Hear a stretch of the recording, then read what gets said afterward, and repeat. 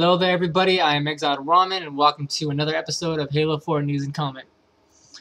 So let's go through some of the things that have been happening in the community. And for this video I'm going to be taking a new approach. I'm going to do kind of like a vlog type of style. So you're going to see me do that like random little teleport thingy. Okay, so on Tuesday, Halo 4 was featured on Conan O'Brien. There wasn't anything new as far as trailers go, but they did reveal that Conan O'Brien and Andy Richter will be doing voices for Halo 4. So on the show, they showed them recording their parts for Halo 4, some pretty funny stuff.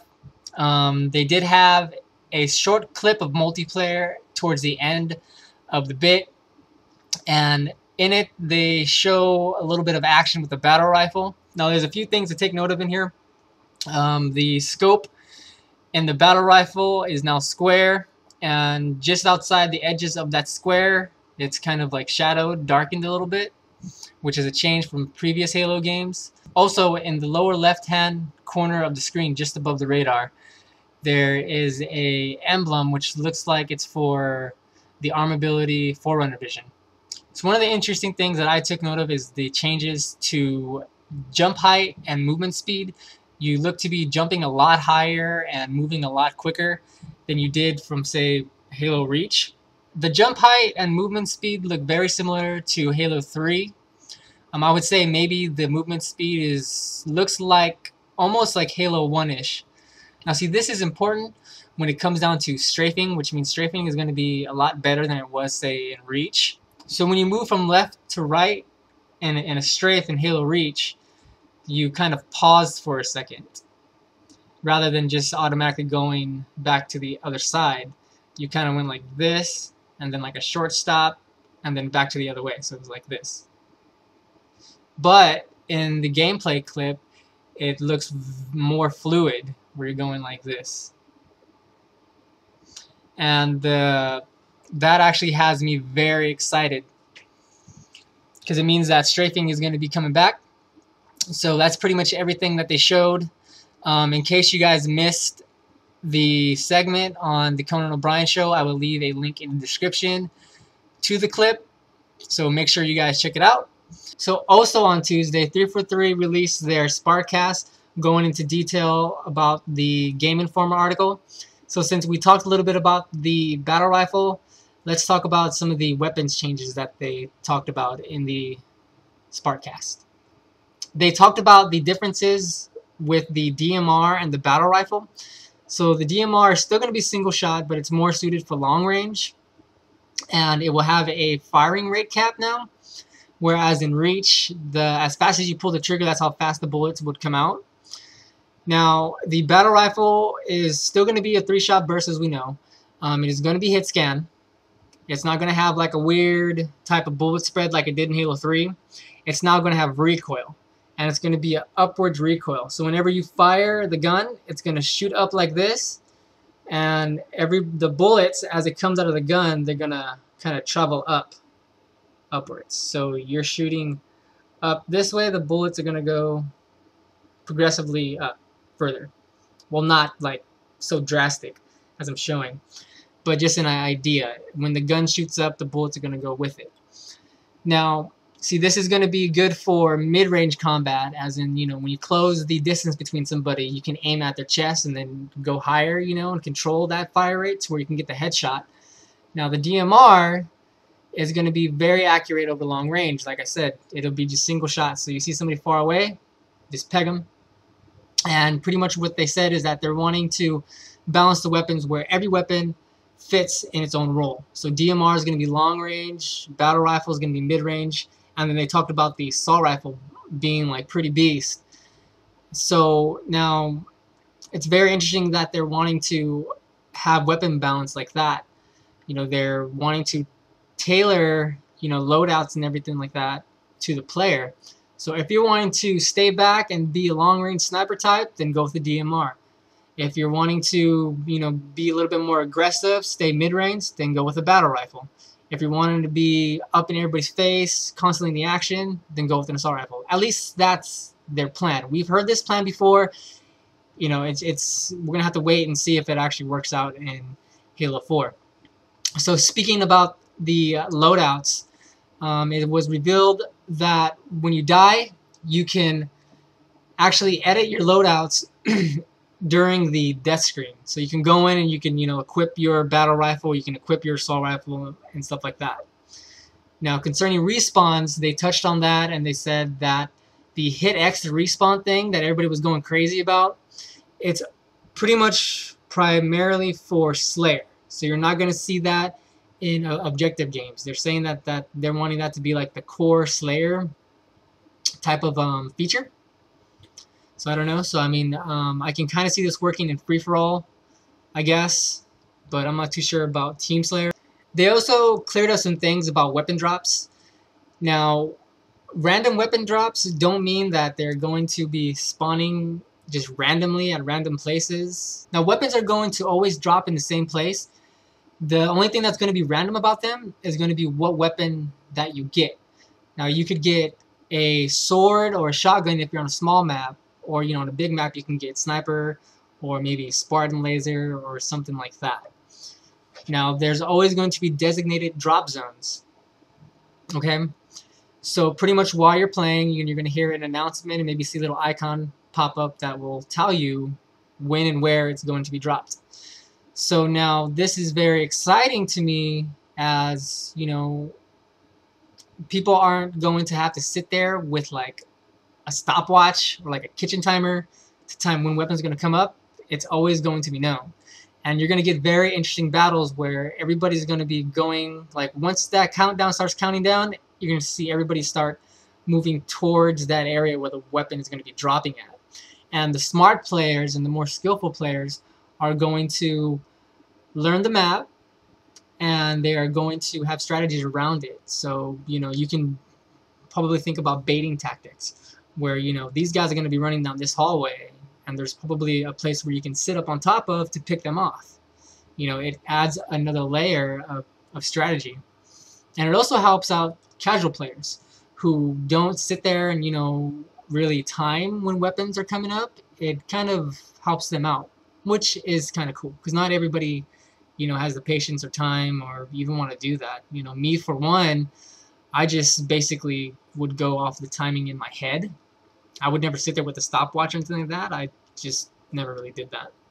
So now, as far as maps go, they mentioned that certain maps are going to be tailored for certain gameplay types.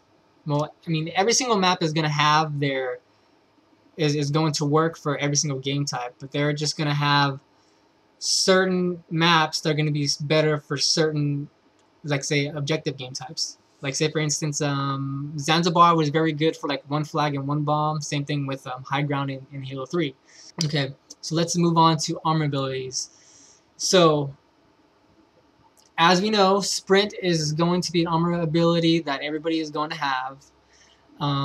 They made some changes to it, some actual, you know, good changes.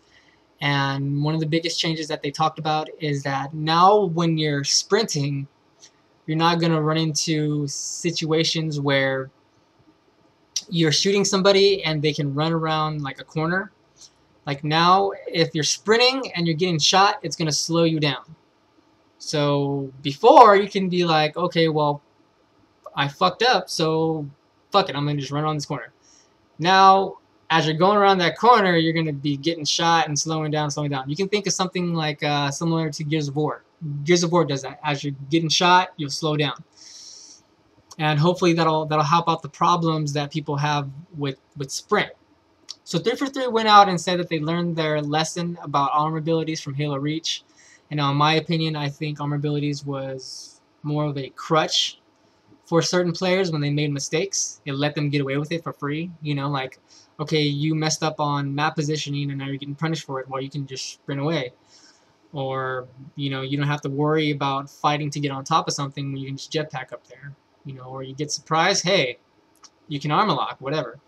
You know, well, now they are saying that they're looking to balance it more, where armor abilities will have counters to other ones, which is pretty cool. It adds another layer of strategy to while you're playing. They confirmed that armor lock is not coming back.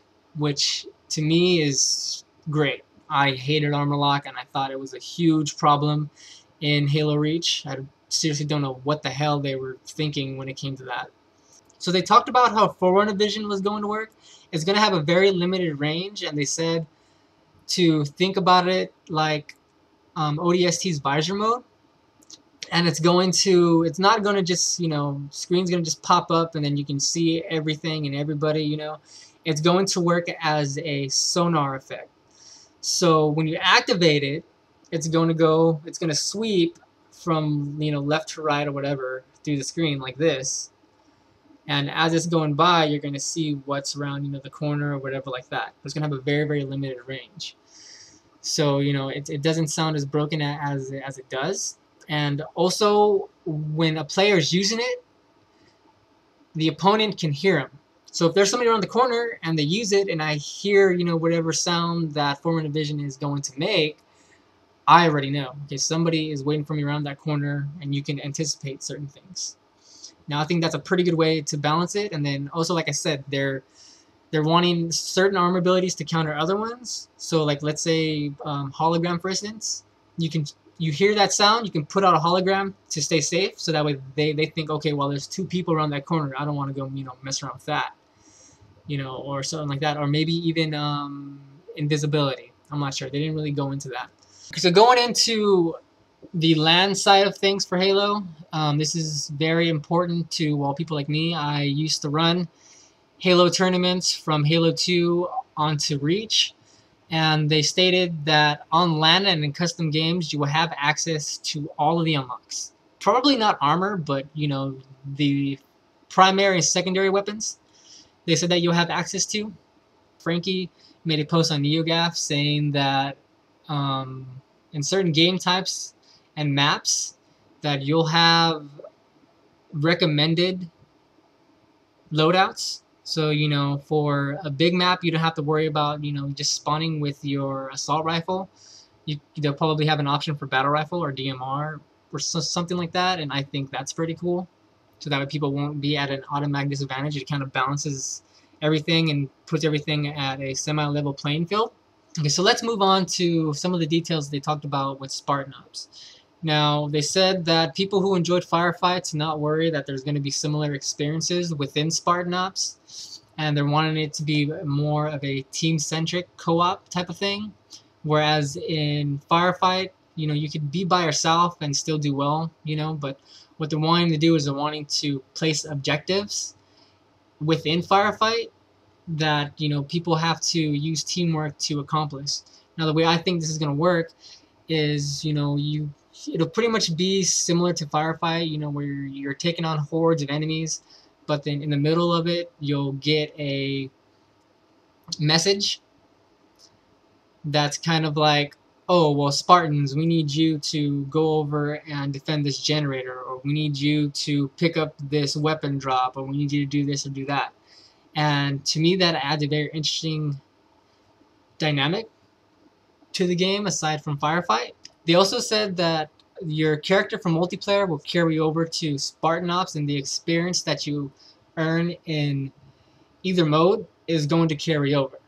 And pretty much the story behind this is that when you're playing multiplayer, you're pretty much training up to go on the Spartan Ops missions. And I think that's actually pretty cool. So they gave an example of this is, if there's somebody who's starting out with the game and they're not wanting to get into multiplayer, they can still unlock everything and unlock all the cool armor or whatever like that through Spartan Ops, and they don't have to feel pressured to just hop right into multiplayer. They can kind of build up their character and move all that into multiplayer without being at any disadvantage or anything like that. So that's all the information that I have about everything that happened on Tuesday. And today they actually released a screenshot of a Xbox magazine that was released, and it shows Master Chief holding a brand new weapon. You guys can check that out right now.